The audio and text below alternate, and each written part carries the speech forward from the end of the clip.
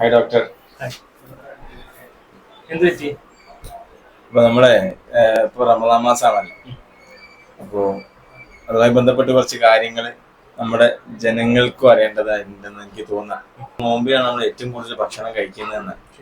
നോമ്പെടുക്കുന്ന ഒരാളെ അവസ്ഥ അനുസരിച്ചിട്ട് നാളെ ക്ഷീണം വരരുത്, വൈകുന്നേരം എങ്ങനെ പിടിച്ചു നിൽക്കണം എന്ന് വിചാരിച്ചിട്ട് അത്താഴത്തിന് നന്നായിട്ട് അരിഭക്ഷണം കഴിക്കും.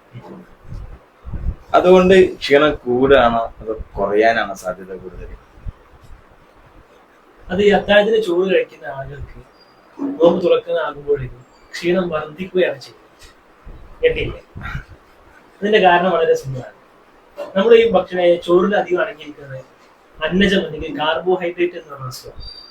ഇത് നമ്മുടെ ബ്ലഡിലുള്ള ഷുഗറിന്റെ അളവ് പെട്ടെന്ന് തന്നെ കൂട്ടും. അപ്പൊ നമ്മൾ ചോറ് കഴിച്ചു കഴിഞ്ഞാൽ നമുക്ക് ഭയങ്കര ഉന്മേഷമൊക്കെ തോന്നും. ഈ പെട്ടെന്ന് കൂടുന്ന ഷുഗർ പെട്ടെന്ന് തന്നെ കുറയുകയും ചെയ്യും.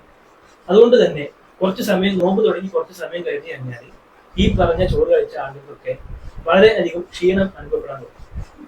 ഈ ചായ കുടിക്കുന്ന അല്ലെങ്കിൽ കോഫി കുടിക്കുന്ന ആളുകൾക്കൊക്കെ അതാണ് സംഭവിക്കുന്നത്. പെട്ടെന്നൊരു സ്പൈക്ക് വരും, പിന്നീട് ശരീരം ഇതാവണം. അപ്പം അത്താഴത്തിലെ ചോറ് കഴിക്കുന്നതിന് പകരം പ്രോട്ടീന്റെ അളവ് കൂടുതലുള്ള പയറ് വർഗ്ഗങ്ങൾ, ചിക്കൻ, മുട്ട തുടങ്ങിയിട്ടുള്ള ഭക്ഷണങ്ങളാണ് കഴിക്കുന്നത് എങ്കിൽ അവർക്ക് ക്ഷീണം കുറയുകയും ഒരുപാട് നേരം ശരീരത്തിൽ എനർജി നിൽക്കുകയും ചെയ്യും. അപ്പോ എല്ലാവരും നമ്മളെ ഭക്ഷണത്തിലൊക്കെ ഉൾപ്പെടുത്താൻ വേണ്ടി ശ്രമിക്കുക. ഡോക്ടറെ, അടുത്തൊരു ചോദ്യം. നമ്മൾ ഈ നോമ്പ് തുറക്കുന്ന സമയത്തൊക്കെ പോവാം. ആ സമയത്ത് നമ്മളെല്ലാവരും പലഹാരപ്രിയരാണ്. പ്രത്യേകിച്ച് നമ്മുടെ കോഴിക്കോട് എന്ന് പറയുന്ന പ്രദേശം അങ്ങനെയുള്ള ഒരു സൽക്കാരപ്രിയരാണ്, ഭക്ഷണപ്രിയരാണ്.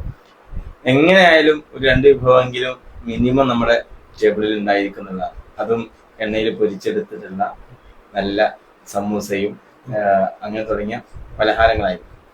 അങ്ങനെ നോമ്പ് തുറന്ന ഉടനെ തന്നെ അത്തരം പലഹാരങ്ങൾ കഴിക്കുന്നത് കൊണ്ടുള്ള ബുദ്ധിമുട്ടുകൾ എന്തെങ്കിലും? യെസ്, അതിന്റെ കാരണം എന്താ വെച്ചാൽ നമ്മൾ 12 മണിക്കൂറോളം നമ്മൾ വയറ് ഒഴിഞ്ഞ് അതിന് ശേഷമാണ് നമ്മൾ ഇത്തരത്തിലുള്ള ഭക്ഷണം കഴിക്കുന്നത്. അത്യാവശ്യം എന്താ വെച്ച് കഴിഞ്ഞാൽ നമ്മുടെ വയറ് അതിന് വേണ്ടിയിട്ട് പ്രിപ്പയർ ആയിട്ടുണ്ടാകും. അപ്പൊ നമ്മൾ നോമ്പ് തുറക്കുന്ന സമയത്ത് പൊരിച്ചതും ഈ പറഞ്ഞ ഓയിൽ കണ്ടന്റ് കൂടുതലുള്ള ഭക്ഷണങ്ങളൊക്കെ ദഹനത്തിന് വളരെ ബുദ്ധിമുട്ടുള്ള ഭക്ഷണങ്ങളാണ്. അപ്പോൾ ഓൾറെഡി ക്ഷീണിച്ച് നിൽക്കുന്ന വയറിലേക്ക് ഇത്തരത്തില് ഹെവി ആയിട്ടുള്ള ദഹന പ്രക്രിയ കൂടുതൽ ബുദ്ധിമുട്ടാകുന്ന ലോഡ് കൂടിയ ഭക്ഷണങ്ങൾ കഴിക്കുമ്പോൾ വയറിന്, നമ്മുടെ സ്റ്റൊമക്കിന് സമ്മർദ്ദം അല്ലെങ്കിൽ സ്ട്രെസ് കൂടുകയും അത് ഗ്യാസ്ട്രൈറ്റിസ്, വയറ് വീക്കം തുടങ്ങിയിട്ടുള്ള പല പ്രശ്നത്തിലേക്കും നയിക്കുകയാണ് ചെയ്യുന്നത്.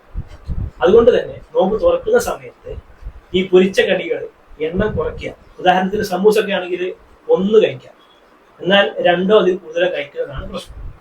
അപ്പൊ എണ്ണക്കടികളുടെ എണ്ണം കുറച്ച് കഴിഞ്ഞാൽ ഈ പ്രശ്നം നമുക്ക് മാറ്റാൻ സാധിക്കും. ഓക്കെ, അപ്പോ നമ്മള് എണ്ണക്കടികളെ സൂക്ഷിച്ച് എണ്ണം കുറച്ച് കഴിക്കുക എന്നുള്ളതാണ്.